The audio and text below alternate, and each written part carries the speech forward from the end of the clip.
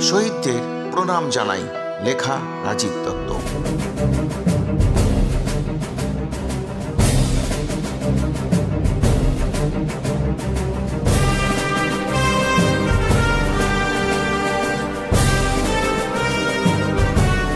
স্বাধীনতার ৭৫ বছরে বীর শহীদ তোমাদের জানাই প্রণাম।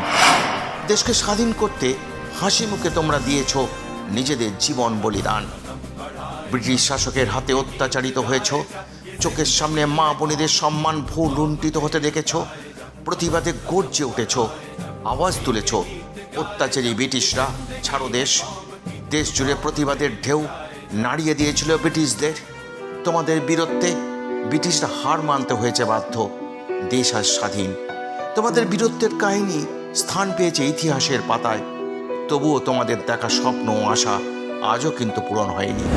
ধর্মে ধর্মে বিভেদ, জাতপাতের রাজনীতি, বেকারত্বের জ্বালা, হাজারো সমস্যায় এখন জর্জরিত রাজ্য থেকে দেশ। রাজনীতি বলছে শেষ কথা।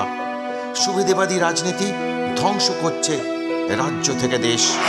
তাই তো আজও পূরণ হয়নি তোমাদের দেখা স্বপ্ন। অন্যায় আর অবিচার গ্রাস করেছে সারা সমাজকে। মানুষ পাচ্ছে না বিচার।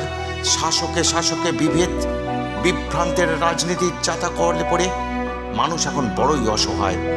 গণতান্ত্রিক ব্যবস্থাও আক্রান্ত। তাই তো মানুষ আজ বিভ্রান্ত।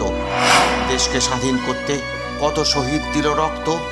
সেই শহীদদের স্বপ্ন ব্যর্থ করে রাজনীতিকরা নিজেদের স্বপ্ন পূরণে মত্ত।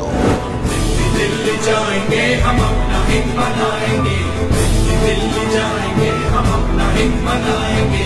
फौजी बन के रहना है, दुख दर्द मुसीबत सहना है। हम फौजी बन के रहना है, दुख दर्द मुसीबत सहना है। सुभाष का ये कहना